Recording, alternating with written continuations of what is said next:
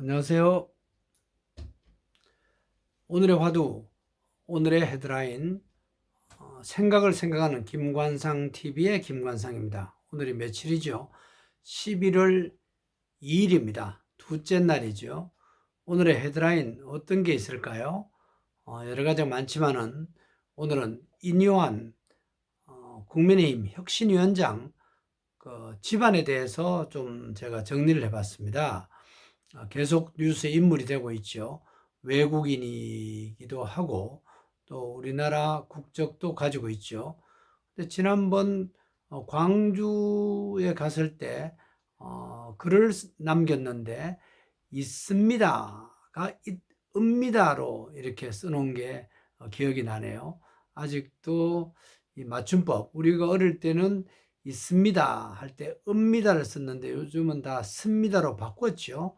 뭐 사소한 겁니다. 이분은 1959년 전주 예수병원에서 태어나신 분입니다. 이분의 그 외증조 할아버님 유진벨 선교사입니다. 그분이 우리나라에 온 것은 128년 전인 1895년 4월 8일이었습니다. 스코틀랜드계 미국인이었고요. 미국 남장로교 파송 선교사였습니다. 이 유진벨 선교사의 따님이 계셨는데 샬롯 벨이라는 분입니다. 이분이 이제 인요한 혁신위원장의 친할아버지 윌리엄 린턴과 결혼을 했습니다. 친할아버님 정말 훌륭한 분이었네요. 22살 때 우리나라에 와서 48년 동안에 전주와 군산 등에서 병원에서 선교 활동도 하고 의료 봉사에 전념하신 분이네요. 백범 김구 선생의 주치였다네요.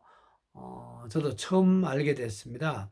3.1운동 때에는 우리나라의 그 3.1운동을 외국에 알리는데도 아주 주도적인 역할을 한 분 중에 한 분이었다네요. 또 일제강점기 때는 신사참배 우상이다. 그래서 끝까지 신사참배를 거부하다가 고초를 많이 겪었기도 했고요. 2010년에 건국훈장 애족장을 받으신 분입니다. 인유한 혁신위원장의 아버님 휴 린턴, 이분도 제가 소개를 해드리는 게 좋을 것 같네요. 미국의 해군 사관학교를 졸업하고 2차 세계대전 때는 태평양의 여러 나라에 우리나라의 그 노무자들이 많이 가 있었는데 이분들을 많이 또 돌보기도 하고 인천 상륙작전에도 참전을 한 분이었다네요. 정말 훌륭한 가문이지요. 제가 또 한 10년 전 몇 번 이분을 만나봤는데 5.18 민주화 운동 때는 대학교 다닐 때로 기억이 나는데 직접 통역도 하면서 그 역사의 현장에 가 있었다는 말을 들었습니다. 역사 속에 오늘의 역사, 지구촌에서 오늘 어떤 일들이 일어났는지를 알아보고 오늘의 키워드, 오늘의 화두, 오늘의 헤드라인을 정리해보는 시간입니다. 오늘의 화두로 겸손한 사람이 지혜롭다. 이런 말을 한번 던져봅니다. 겸손한 사람이 지혜롭다. 오늘 어떤 일이 일어났을까요?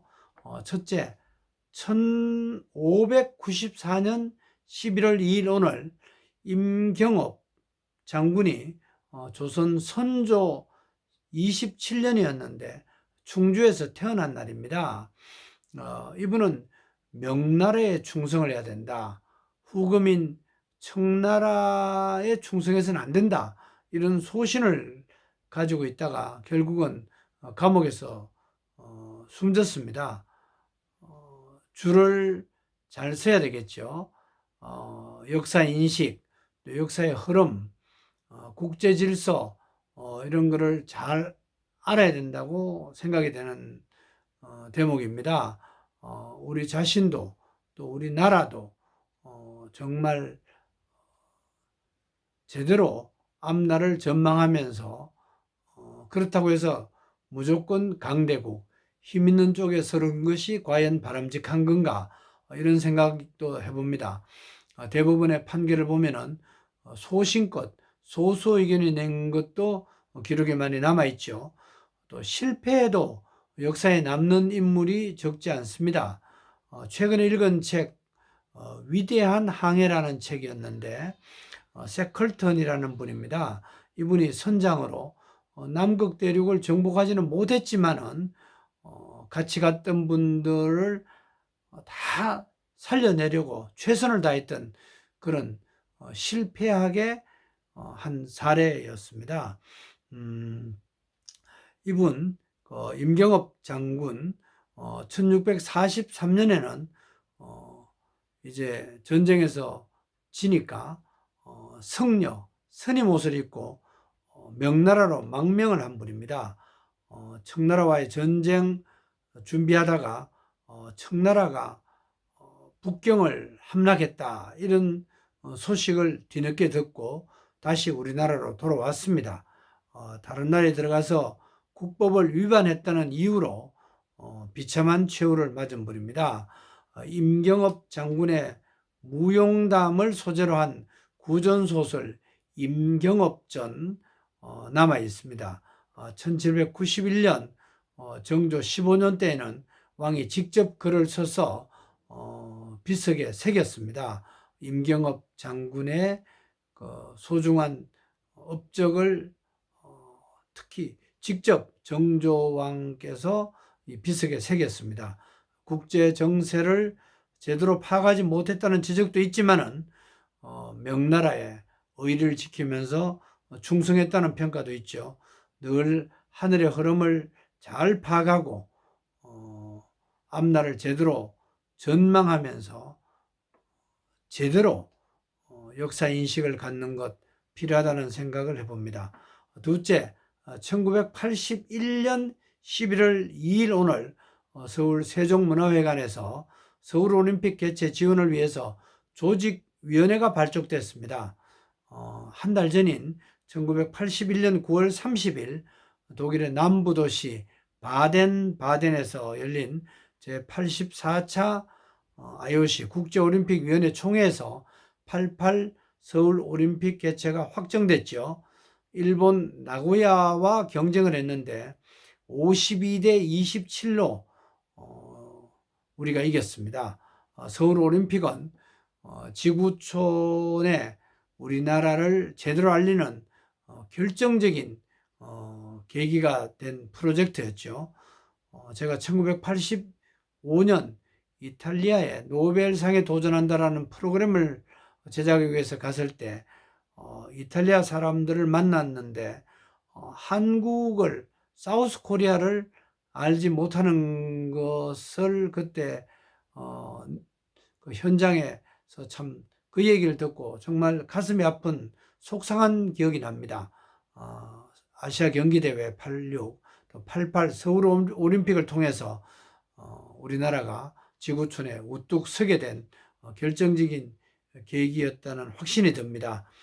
벌써 서울올림픽 개최 35년이 지났네요. 저도 그 현장에 있었다고 지난번에 말씀드렸는데 기념사진 몇 장만 남아있다 이런 생각을 해봅니다. 셋째, 1917년 11월 2일 오늘 영국이 팔레스타인 지역에 유태인 국가 건설을 지지하겠다고 약속한 이른바 발포 선언을 발표한 날입니다.